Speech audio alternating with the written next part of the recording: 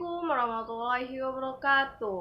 Alhamdulillahirrabbilalamin, segala puji bagi Allah yang telah memberikan nikmat dan karunia-Nya sehingga saya dapat menyelesaikan salah satu tugas mata kuliah metodologi dakwah yang diampu oleh Bapak Haji Abdul Mujib MAG. Salawat serta salam semoga tercurah kepada junjungan alam yakni Habibana wa Nabiyana Muhammad Sallallahu Alaihi Wasallam, kepada para keluarganya, para sahabatnya, tabi'in, dan juga sampai kepada kita semua, yaitu umatnya. Perkenalkan, nama saya Lulu Martul Farha, saya dari jurusan Komunikasi Penyiaran Islam kelas 3B. Di sini saya akan sedikit menjelaskan tentang metode dakwah generasi Z. Perkembangan teknologi dan media menandakan terjadinya perubahan kehidupan manusia yang tidak dapat dihindari. Teknologi dan media modern menjadi konsekuensi kebutuhan primer yang tidak terpisahkan dalam kehidupan manusia. Manusia seolah-olah tidak bisa hidup dengan teknologi dan media modern di zaman ini. Pemakaian teknologi dan media modern saat ini, satu diantaranya ialah generasi Z. Generasi Z adalah manusia yang lahir di antara tahun 1980 sampai 2010. Generasi ini sangat identik dengan manusia yang memanfaatkan sepenuhnya akan teknologi dan media modern. Bahkan teknologi dan media modern bagi generasi Z merupakan kebutuhan pokok dalam menjalani hidup. Artinya manusia dari berbagai jenis profesi, agama, sosial, dan tingkat pendidikan yang lahir di era generasi Z memanfaatkan teknologi dan media modern secara pokok, termasuk dai atau penekun dakwah Islam. Bagi generasi Z saat ini, informasi dan teknologi sudah menjadi sebuah hal yang sangat mudah untuk dikerjakan atau dikuasai. Hal tersebut sudah menjadi sebuah budaya lokal sehingga berpengaruh pada bagaimana pandangan mereka terhadap suatu hal. Generasi Z diketahui memiliki nilai dan perilaku yang di luar nalar generasi sebelumnya, percaya diri serta berani mengungkapkan pendapatnya. Jejak-jejak dan segala tingkah laku dari generasi Z dapat dilihat melalui media sosial yang sering mereka gunakan.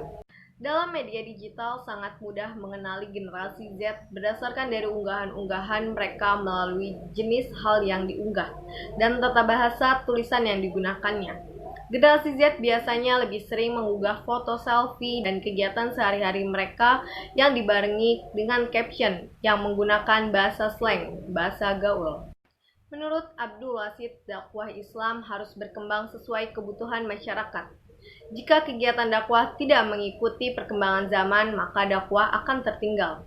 Dai yang terlahir di generasi Z ini harus melakukan revitalisasi cara berdakwah supaya dakwah dapat diminati manusia sekarang ini. Karena apabila cara dakwah yang dilakukan dai tidak sesuai dengan kebutuhan manusia dan tidak melakukan penyesuaian diri dengan perkembangan teknologi modern, maka Islam akan mengalami kemunduran yang signifikan. Al-Quran menyebutkan metode dakwah dalam Quran Surat An-Nahl ayat 125 yang dapat dijadikan landasan bagi generasi Z, yaitu dakwah bil hikmah, bil mau'izah hasanah, dan bil mujadalah. Dari ketiga landasan metode dakwah tersebut, kini semakin berkembang seiring masuknya teknologi dan media modern. Dai generasi Z saat ini seharusnya memanfaatkan media wasilah modern dan mengembangkan metode thoriqah yang pernah digunakan untuk dakwah. Pada kenyataannya masih banyak dijumpai dai yang tidak mengikuti media era modern yang dapat menunjang keberhasilan dakwah. Metode dakwah yang digunakan pun masih dianggap klasik sehingga stagnan dalam berdakwah. Bahkan dari materi dakwah yang disampaikan pun kerap kali mengulang-ulang dari sebelumnya. Sehingga dakwah memang membutuhkan revitalisasi supaya tidak tertinggal dengan perkembangan zaman. J. Suyuti Pulungan dalam Abdul Wahid mengatakan bahwa dakwah bertujuan untuk menyelesaikan problematika umat. Dalam konteks ini, tujuan dakwah dibagi ke dalam dua bentuk, yaitu tujuan yang bersifat urgent dan insidental. Kemajuan teknologi modern memiliki sisi positif dan negatif bagi dai dalam berdakwah. Secara positif, pesan dakwah yang disampaikan dai dapat tersebar dengan cepat dan dalam skala luas di kehidupan masyarakat. Secara negatif, dai yang menggunakan metode lama dalam berdakwah akan tertinggal oleh kemajuan teknologi. Apabila masyarakat modern saat ini dihadapkan problematika kehidupan yang harus diselesaikan dalam bentuk kegiatan dakwah, Sisi negatif kemajuan teknologi tersebut perlu pemikiran lebih lanjut bagi dai, supaya dakwah Islam dapat menjawab problematika masyarakat. Sebagaimana dakwah adalah ajakan, panggilan atau seruan yang dilakukan dengan suara, kata-kata, ataupun perbuatan. Jika dilakukan dalam media digital, tentunya menggunakan cara yang berbeda dengan melakukan dakwah dengan bertatap muka langsung dalam sebuah forum ruangan. Dakwah dalam media digital dapat dilakukan di mana saja dalam rentang waktu, sesuai yang diinginkan kapanpun dan dimanapun. Dakwah digital saat ini sudah banyak ditemui di berbagai platform media sosial, utamanya ialah Facebook. Penyebaran dakwah dengan menggunakan media digital dilakukan sebagai alternatif untuk menjangkau kaula muda khususnya generasi Z yang sudah melek akan teknologi. Dakwah di media digital hendaknya dilakukan dengan menyenangkan, singkat namun padat dan dapat dimengerti dengan mudah oleh anak-anak muda generasi Z. Penyampaian dakwah bisa berupa video, suara, lagu, tulisan, ataupun poster. Dalam penyampaian dakwah yang mudah dipahami dan dengan visualisasi yang keren bisa menarik banyak anak-anak generasi Z untuk melihat atau membacanya.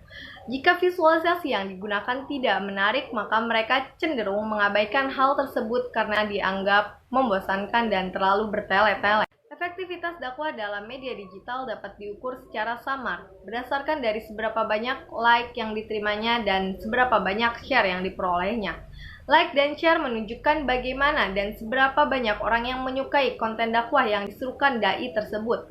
Adapun respon atau tanggapan dari dakwah yang disampaikan dai dapat dilihat dan diukur dari seberapa banyak komentar yang ia dapatkan dalam setiap konten dakwah yang ia buat. Media sosial yang paling banyak ditemukan konten dakwahnya yakni di YouTube, di mana dai dapat melihatlah ada berapa banyak mad'u yang telah menyaksikan dan mendengarkan dakwah yang telah ia sampaikan. Mungkin hanya sekian yang dapat saya sampaikan. Kurang lebihnya mohon maaf. Billahi taufiq wal hidayah. Wassalamualaikum warahmatullahi wabarakatuh.